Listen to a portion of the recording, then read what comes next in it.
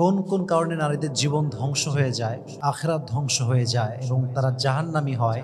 বেশিরভাগ নারীরা জানেই না যে কোনটা ভুল করছে, কোনটা হারাম, কোনটা হালাল। তো আমি রিসার্চ করে যে রিজনগুলোকে পেয়েছি, যে কারণগুলো পেয়েছি, এগুলো আজকে আমি শেয়ার করব। সকলেই মন খুলে বলেন ইনশাআল্লাহ। আমি আগেই দোয়া করি মা বোনদের জন্য, আল্লাহ যেন প্রত্যেকটা মা বোনকে বিধ্বংসী কারণগুলো থেকে হেফাজত করে। সকলেই পড়া আমিন। দেখুন, হাদিসে এসেছে পুরুষদের চাইতে নারীরা সবচেয়ে বেশি জাহান্নামী হবে, বেশি জাহান্নামে যাবে নারীরা। আর এক হাদিসে এসেছে পুরুষরা বেশি জাহান্নামে যাবে। তবে হাদিসের ক্ষেত্রে যেটা আমরা বেশি পাই সেটা হচ্ছে নারীরাই বেশি জাহান্নামে থাকবে।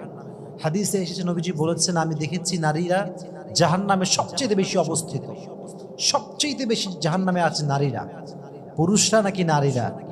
নারীরা সবচেয়ে বেশি, নারীরা জাহান্নামী হবে। এখন এই কথা শুনে আবার নারীদেরকে কষ্ট পাওয়ার কোনো কারণ নেই যে সব নারী জাহান্নামে যাবে। The matter is not like that. নারীদের জাহান্নামে যাওয়া, এটার সংখ্যা যেমন বেশি, exactly to the same way আল্লাহ তাআলা নারীদের জন্য জান্নাতে যাওয়াটাকেও সহজ করে দিয়েছে। সুবহানাল্লাহ পড়া। তবে আমি আজকে 15টি এমন গুনাহ, এমন কারণ, এমন বিধ্বংসী কারণ বলবো যেগুলোর কারণে নারীদের জীবন নষ্ট হয়ে যাচ্ছে, but they don't have any idea about that.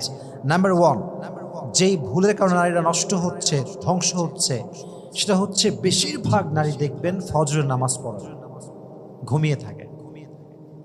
ঘুমায় তো ঘুমায়, সকাল 9টা, 10টা, 11টা, 12টার সময় ওঠে। And why it happens? It's because নারীদের কোনো জব নেই, দায়িত্ব কম। মনে করেন একজন মেয়ে বিবাহিত না, তার হাজবেন্ড নেই, তার